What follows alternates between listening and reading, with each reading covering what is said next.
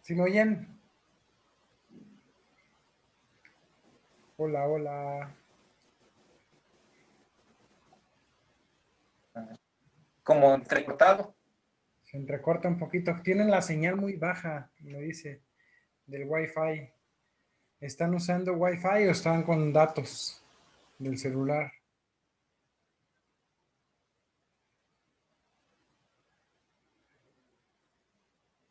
Hola. Los perdí otra vez. Bueno. ¿Sí pudieron ver el video, el 21? Sí, mi hermano.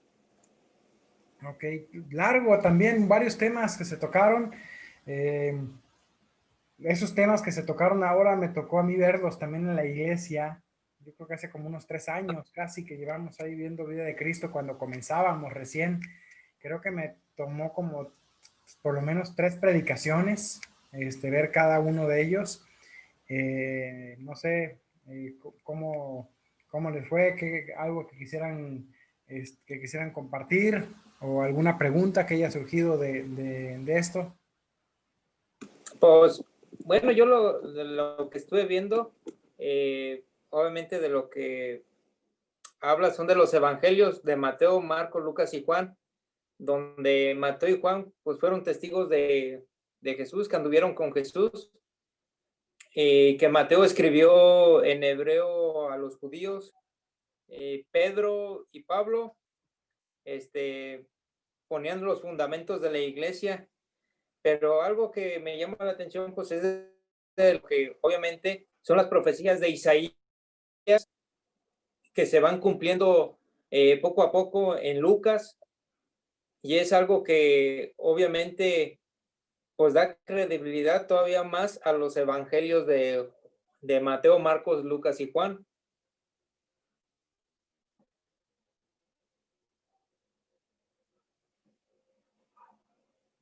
Porque ahí decía que Mateo lo presentaba a Jesús, o lo presenta como el rey de los judíos, Marcos lo presenta como el siervo de Jehová, Lucas como el hijo del hombre y Juan como Dios en ser humano judío. Sí, así es. Le voy a compartir yo un PowerPoint que preparé yo hace tiempo para la materia de vida de Cristo. Nada más que déjenme. F5. Ay, no. Algo estoy acá. Permítame tantito para Sí. encontrar.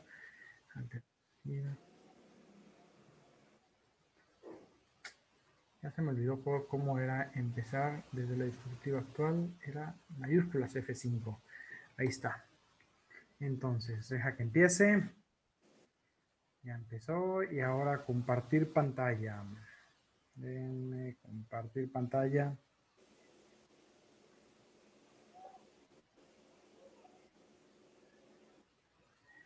Ok, ahí sí alcanzan a ver la presentación. Sí. Sí. Bueno, esta presentación toca varios puntos, aunque hay un par de detallitos que yo no los conocía, que me sirvió también el video, que ahorita los compartimos, pero aquí lo que hablamos acerca de la importancia del estudio de la vida de Jesucristo, tanto por el punto de vista histórico, realmente el estudio de la vida de Jesús es uno de los más importantes, si no es que el más importante estudio que un cristiano puede hacer, porque se supone que la vida cristiana es identificarnos con Cristo. Ajá. Así que se puede decir que toda la historia gira alrededor de estos pocos años de existencia terrenal del Hijo de Dios aquí en la tierra. Ese es el tema, ese es el propósito del Nuevo Testamento. Todo el Nuevo Testamento se centra en quién es Cristo, en lo que Cristo hizo. Así que si vamos a hablar de la importancia, pues tiene una importancia verdaderamente altísima el estudiar cristología o estudiar la vida de Cristo, que para mí son dos cosas distintas, aunque aquí con Ferrero estamos viéndolas muy ligadas. Están ligadas, claro que sí. Sí. Así, durante toda lo que es la cristología, o el estudio de la vida de Cristo aquí en la iglesia, eh, lo que estamos haciendo nosotros es tratando de ir como que caminando con Cristo, en Galilea, en Judea, en Samaria, y lo estamos haciendo pues de forma histórica. Tratamos de ordenar los eventos cronológicamente, pero tenemos tiempo, o sea, no nos apura el tiempo de que tenemos que cubrir en tantos videos o en tantos estudios. Entonces nos detenemos a estudiar mucho enseñanzas espirituales. Por ejemplo, con Raúl Ferrero, a lo mejor hay pocos momentos de aplicación. Es más que nada enseñanza. Él es maestro. Ajá. Quizás al final hizo una aplicación, ¿no? Cuando nos decía, ¿y usted le cree o le quiere echar? ¿No? Lo quiere aventar por el precipicio, ¿no? O ignorarlo. Sí. Y, en la iglesia pues tenemos más tiempo de poder analizarlo. Eh, en el tema de la importancia histórica de Cristo, lo que podemos hablar aquí en este punto de la importancia histórica, eh, no hay ningún historiador actual, veraz, confiable, que se atreva a negar la realidad histórica de la persona de Cristo. Cualquier historiador lo tiene que aceptar. Es uno de los eventos de la historia antigua, particularmente si hablo de la resurrección de Cristo, es uno de los eventos mejor probados de toda la historia antigua. Es mucho más posible probar la resurrección de Cristo que cualquier otro evento en toda la historia antigua. En el siglo Ujú. XIX comenzó mucho lo que es el racionalismo, ¿no? Empezar a poner en duda todo. Y eso llevó a algunos a querer poner en duda la historicidad de Cristo. Empezaban a decir que era un mito, que Jesús nunca había existido, y empezaron muchas cosas también durante el siglo XX en cuanto a ese racionalismo, como poner en duda la resurrección de Cristo, los milagros de Cristo, eh, la pureza, la deidad de Cristo. Y particularmente si me centro en la historicidad de Cristo, esto ha sido refutado vez tras vez. Las investigaciones han demostrado, todas las investigaciones históricas y aún cuando los medios científicos lo permiten, todo eso ha demostrado que Cristo es el Señor de la historia. No sé, ¿hasta aquí alguna pregunta de la importancia histórica? No. No, Importancia espiritual también, pues claro que es el centro de Cristo, pero ahora vamos a hablar de las fuentes de información. Aquí ya no me meto yo mucho porque profundizó muy bien y mucho mejor de lo que yo podría profundizar Raúl Ferrero. Hablamos de Tácito, Suetonio, Ajá. Josefo, eh, tenemos a Plinio, hay muchos escritos también eh, extra bíblicos. Por ejemplo, Josefo habla de Cristo, habla de que Cristo existió. Y aún algunos pasajes, por ejemplo, hay incluso algunos evangelios que se llaman pseudoepígrafos, que es nombre raro, ¿verdad? Pero ¿qué significa pseudoepígrafo?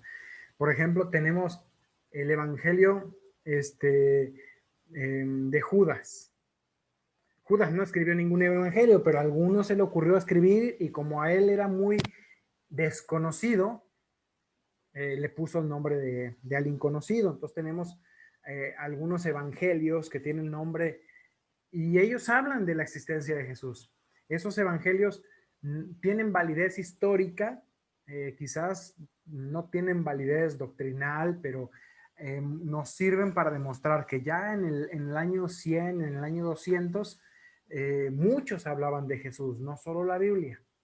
Ujú. En muchos escritos, incluso algunos que atacaban a Jesús, por ejemplo, Josefo, Josefo mismo no era creyente en Cristo, era judío, pero él decía, hablaba del personaje de Jesús y a unos atacándolo hoy en día sirven esos escritos para demostrar la existencia de Jesús. Mm. Pero eso es, a lo que yo entendí ahí, mi hermano, vivieron no hace mucho, ¿va? O sea, ellos nomás fueron también historiadores o estudiadores de la Biblia o de las Escrituras. Sí, Tácito, por ejemplo, él vivió en el primer siglo, o sea, del año 0 al año 100. Fue Ajá. contemporáneo, digamos, de Juan, el apóstol, que murió como en el año 90, 90 y tantos. Mm.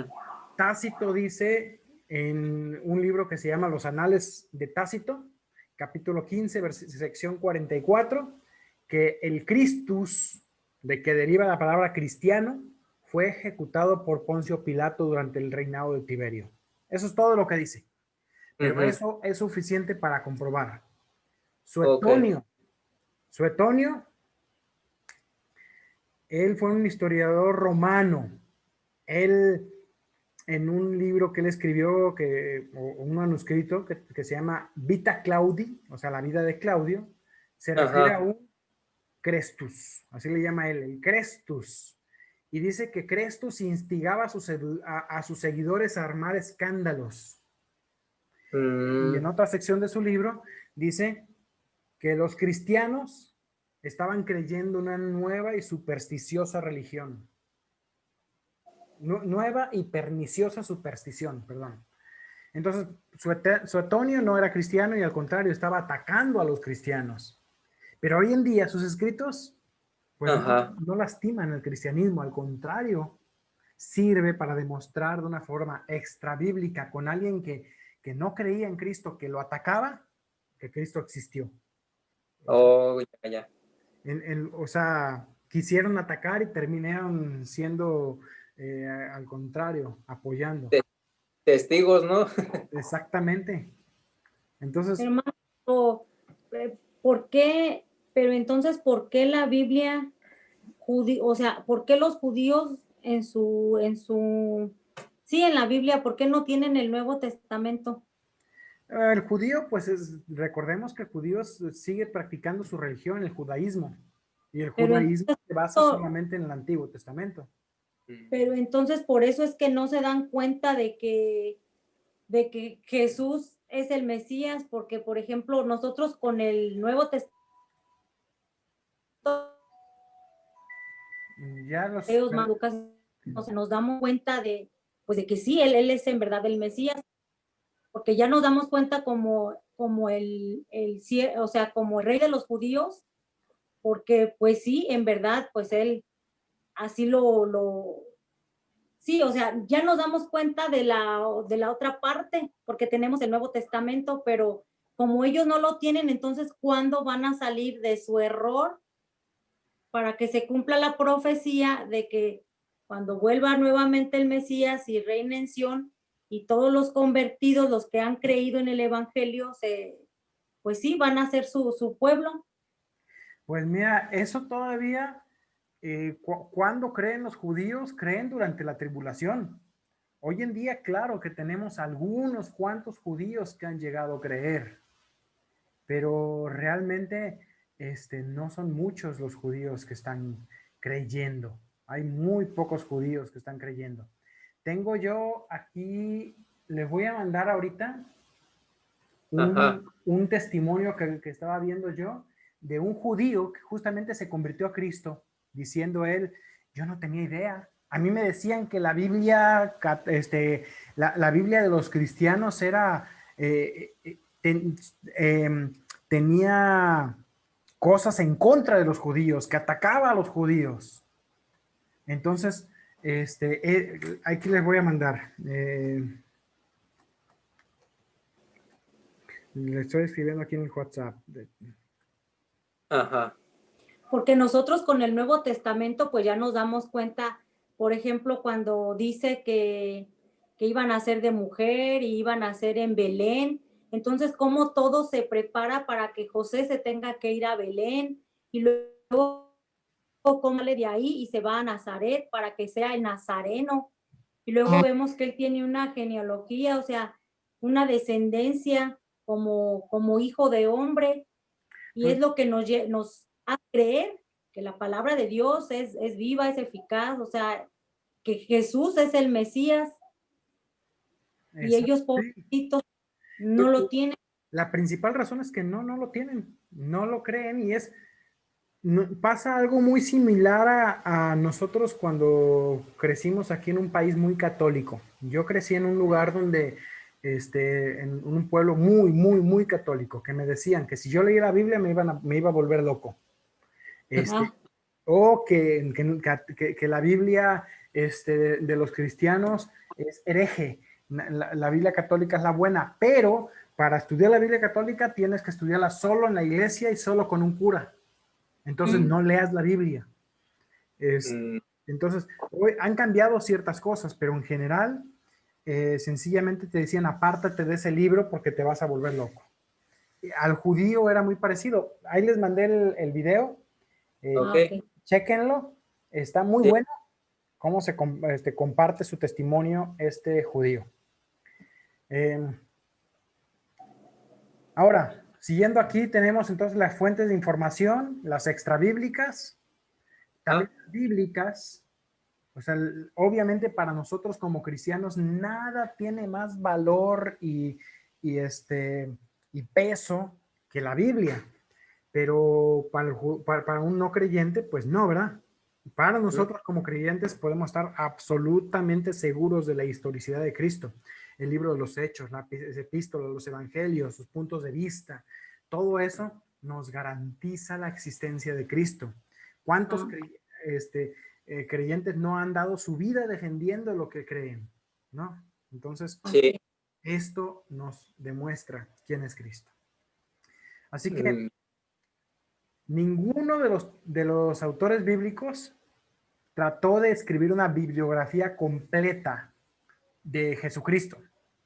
Es decir, ninguno pretendió escribir todo, como decía Juan mismo, decía Raúl Ferrero, lo menciona Juan en su evangelio, que no podía escribir todos los hechos, eligió 7. ujú. Que cada uno escogió datos, lo que consideró lo más importantes para incluir en su evangelio de acuerdo al propósito de su evangelio.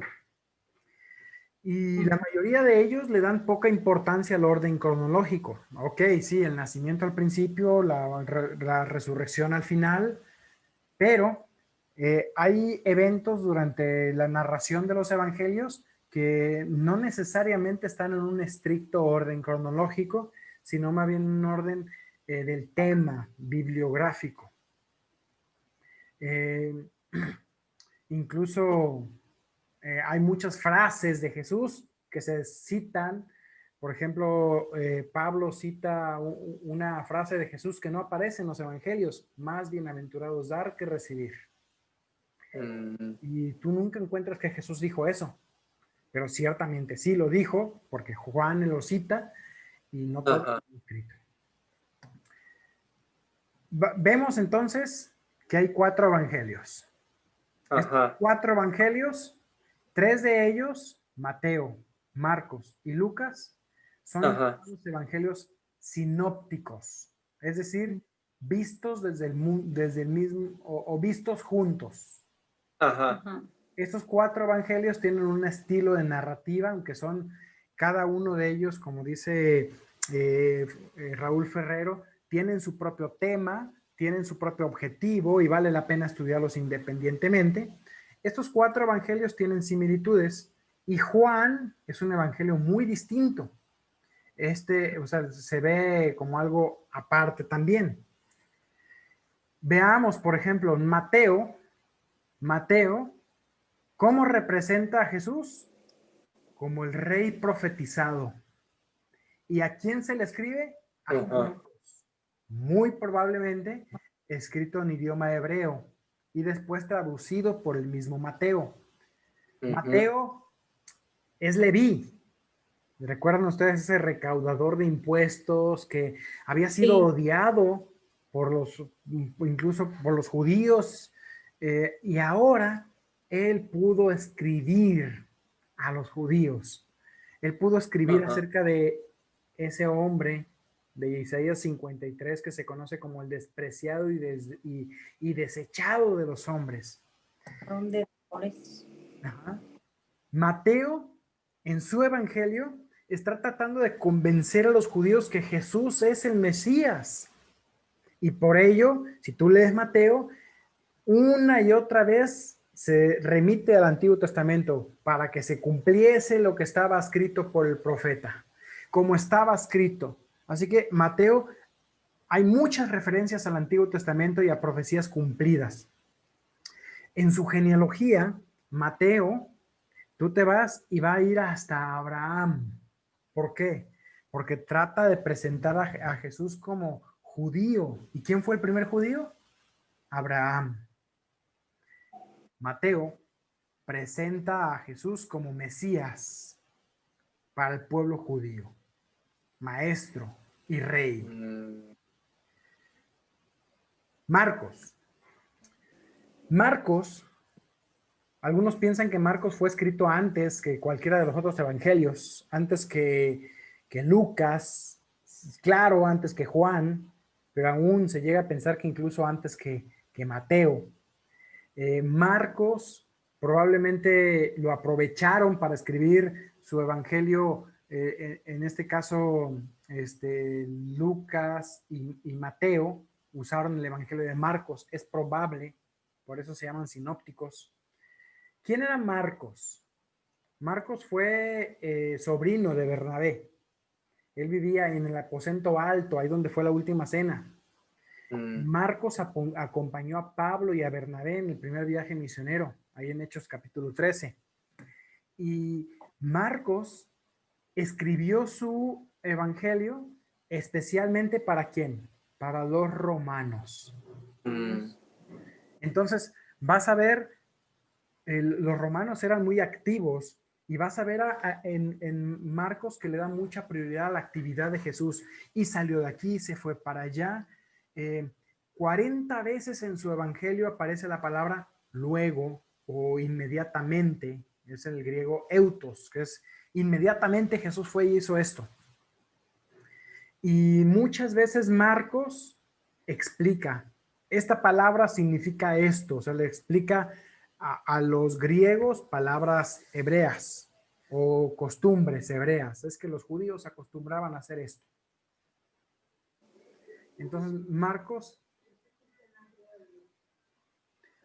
presenta a Jesús como siervo obediente al Padre.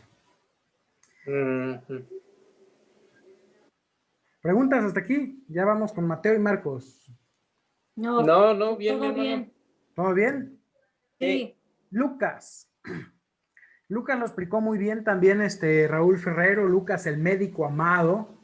Él, como probablemente judío, aunque ahí lo afirma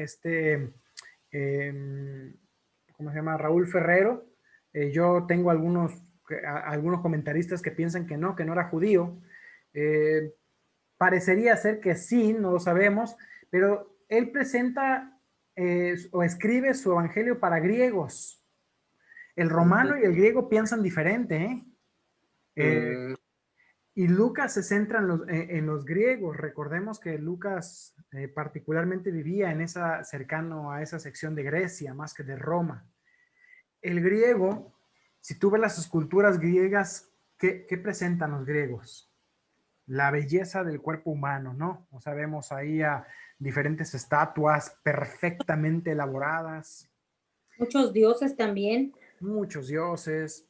Pero Lucas va a presentar a Jesús como el hombre perfecto. Lucas fue, por su educación universitaria, médica, fue el historiador más hábil de todos los evangelios. Él, con un estilo helénico, o más bien griego, o sea, la palabra helénico tiene que ver con el mundo la cultura de Grecia, tenía un estilo de escritura muy limpio, muy puro.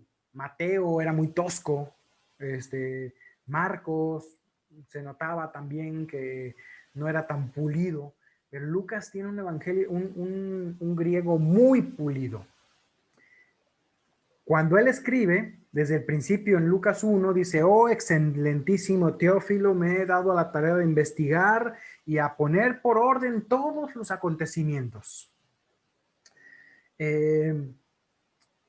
¿Recuerdamos entonces cómo los griegos buscan el hombre perfecto? Lucas presenta a Jesús, él siendo médico, ¿qué mejor que un médico que presentar a Jesús como el hombre perfecto? El Hijo del Hombre. En su genealogía, ¿hasta dónde se remonta Lucas? ¿Lo recuerdan? Lucas 3, 28 hasta el 38. Él no va a Abraham. Ah, cierto.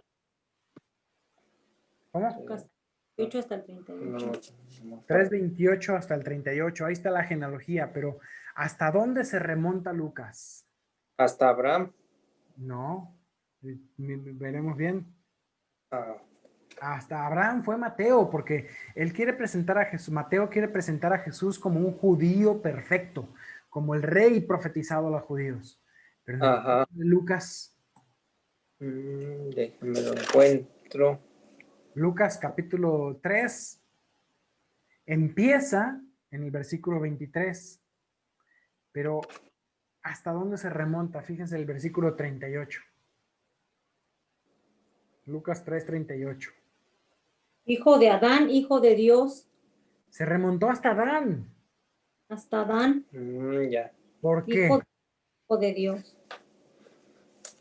Porque Lucas quiere presentar a Jesús como un ser humano. Entonces, Mateo, rey de los judíos, Marcos, el siervo obediente, Lucas, Jesús, el hombre perfecto, y en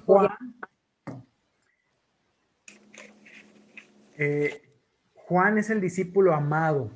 Él junto con Pedro y Jacobo fueron el círculo íntimo del Señor, esos tres que siempre andaban con el Señor cerca. El propósito de Juan al escribir era presentar a Jesús de un modo que todos pudieran creer en él, como el Hijo de Dios, como el Salvador personal. El verbo creer en el Evangelio de Juan aparece 100 veces. Juan escribió su evangelio casi una generación después, o sea, fue el último evangelio por entre el año 80, año 90, más o menos, después de Cristo, mucho después que Mateo, que Marcos y que Lucas. Y cuando Juan vivía, ya había muchas falsas enseñanzas, herejías sobre la persona de Cristo, que Juan aclaró tanto en su evangelio como en sus cartas. Entonces, él tuvo que volver a aclarar que Cristo era el Hijo de Dios, que Él era Dios, no un mero hombre. Esto es Dios manifestado en carne. Y en su evangelio agregó muchos datos, muchas porciones de mucha importancia que atestiguan que Jesús es Dios. También ahí con Juan encontramos cosas que no encontramos en los otros evangelios. Por ejemplo, la palabra logos. Jesús es el verbo de Dios. Además de varios discursos sublimes, profundos de la despedida de nuestro Salvador antes de partir, que son únicos del evangelio de Juan. Entonces, ahí están los 4 evangelios.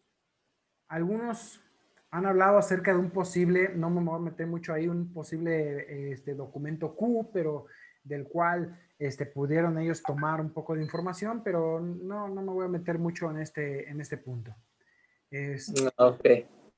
Entonces, ahí terminamos, ¿no?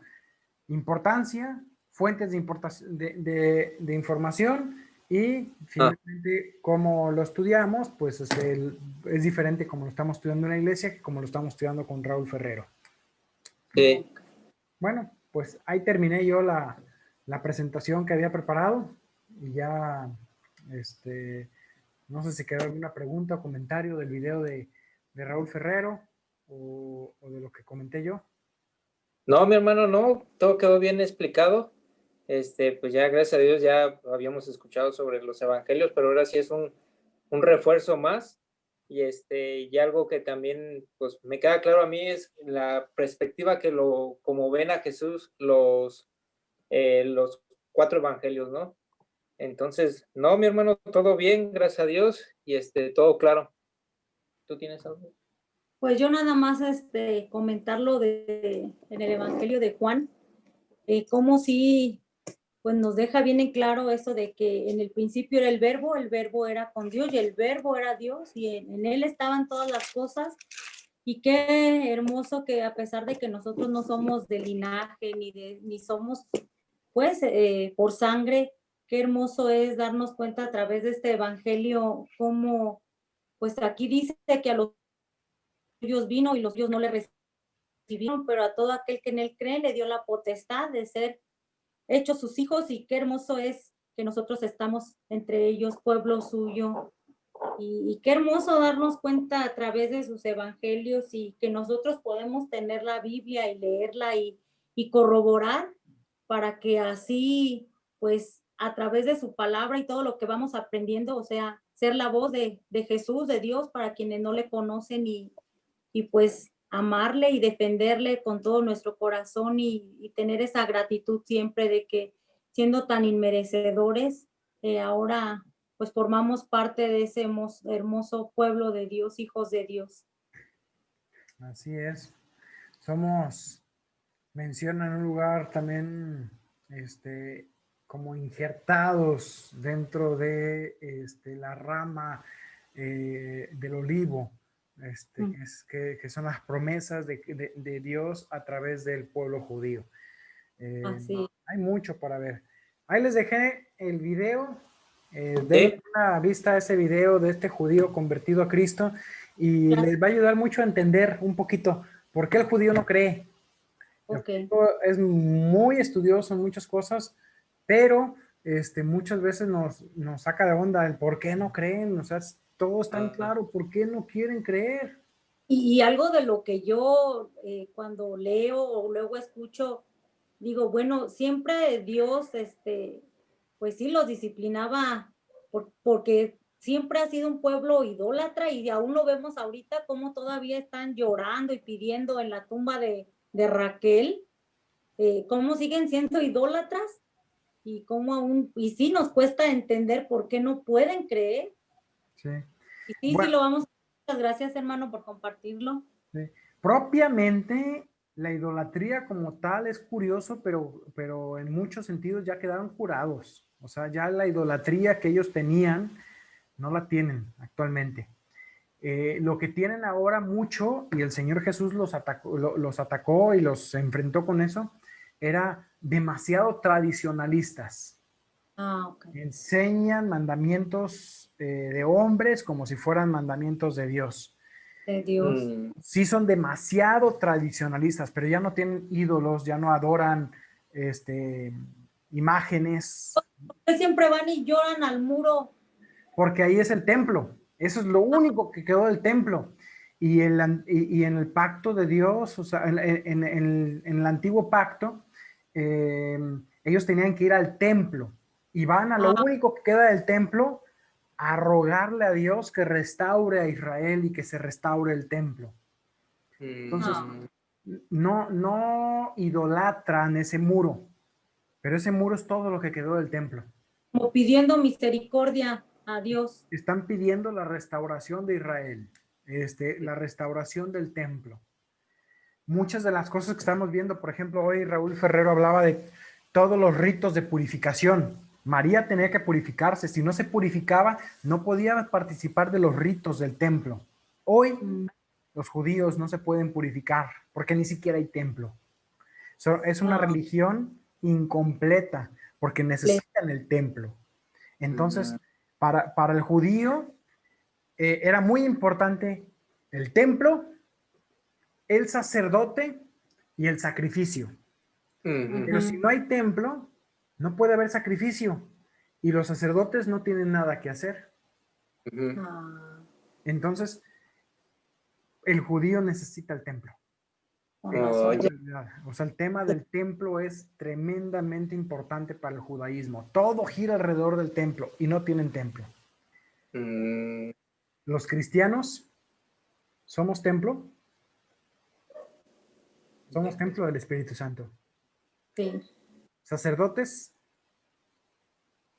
Fíjate que la sí, Biblia dice que somos sacerdotes. sí, somos Ajá. sacerdotes.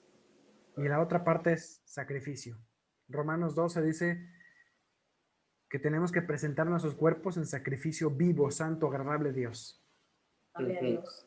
Entonces el judaísmo hoy en día no tiene ni templo, ni sacrificio, ni sacerdotes. Pero el templo de... ¿Por qué no? ¿Por qué no tienen el templo? Porque hoy el templo es la iglesia. Hoy el sacrificio somos los cristianos. Hoy los sacerdotes somos los cristianos. Mientras la iglesia esté aquí en tierra, no habrá templo. Y ellos están incompletos, pobrecitos. Y bueno, las promesas para ellos son: crean en Cristo e intégrense a la iglesia. Esto le pasó a ese judío que les pasé el video. Intégrense, crean en Cristo. Pero un día Cristo viene a las nubes, nos arrebata, nos lleva, y aquí en la tierra empieza una serie de eventos con el pueblo judío, entre los cuales el anticristo va a lograr que los árabes entreguen la sección que le pertenece a los judíos, donde tendrían que haber construido el templo. Se construirá el templo. Posteriormente, todo eso está profetizado en los libros proféticos del Antiguo Testamento, como Daniel, en el Apocalipsis. Se construye el templo. Los judíos hoy en día están listos para construir el templo en menos de un mes. En menos de un mes tienen todas las piedras listas ya para ir ponerlas. Se construye el templo y comienzan los sacrificios. Ellos van a decir: Él, el que nos dio la oportunidad de poder construir, Él debe ser el Mesías. Pero realmente es el anticristo. A la mitad de la semana, o sea, la mitad de la tribulación, a los 3 años y medio, el anticristo profana el templo, se sienta en el lugar de Dios, se hace pasar por Dios, prohíbe toda adoración si no es a Él, y los judíos se dan cuenta del error que han cometido. Entonces huyen. Jesús dijo: en ese día, cuando veáis la abominación desoladora en el lugar que no debe estar, es el que lee entienda, de la que habló el profeta Daniel, entonces huyan, dice, los que estén en Judea, huyan a los montes, no regresen, no tomen nada. ¿Por qué? Porque viene ahora una época de gran tribulación, la otra mitad de la tribulación. La primera mitad se le llama principio de dolores, la segunda es la gran tribulación. Ahí, al final de esos 3 años y medio de la segunda mitad, es cuando el pueblo judío cree. Verán a quien traspasaron y creerán. En ese tiempo, el pueblo judío creerá. Mientras tanto, hoy en día Pablo dice en Romanos 9, tienen un velo en su rostro que no pueden ver. Algunos llegan a creer. Tienen la verdad enfrente de ellos y no la quieren ver. Y bueno, ese será el momento de la restauración de Israel. Y que Pablo habló: si hoy el rechazo de Israel es de bendición a nosotros, imagínate lo que va a ser su aceptación, su plena restauración. Va a ser bendición al mundo. Y se va a cumplir aquella profecía que le decía: en tu simiente serán benditas todas las naciones en Cristo. Y la nación de Israel, será bendición al mundo. Hasta ahora, la nación de Israel ha sido bendición al mundo porque nos entregó a Cristo y nos entregó la Biblia. Pero como nación, no han sido de bendición. Lo serán un día. Pues sí. Pues qué hermoso, y aunque nosotros tenemos la Biblia y es de bendición, aún Dios ama tanto su pueblo que nada está completo, tampoco nosotros. Así es. Bueno, pues me despido. Pasen buenas noches. Hermano, ¿quiere orar para despedirnos? Sí. Adelante. Sí. Mi Dios Padre Santo, Señor, te damos gracias por este tiempo de estudio, mi Dios. Te doy gracias por la vida de mi hermano Coleman, Señor, por obviamente guiarnos en este estudio, mi Dios. Y también, Padre, te pido por los hermanos que no se pudieron conectar, mi Dios, que despiertes su hambre de su palabra, mi Dios, también de querer aprender más de ti, Señor, de tu persona. Gracias, mi Dios Padre, bendícelos y bendice a mi hermano Coleman. Y en Cristo Jesús te lo pido, mi Dios. Amén. Amén. Amén. Hermanos, Dios les bendiga. Nos estamos viendo. Igual, bueno, Que descanse, cuídense, buenas noches. saludos. Buenas noches.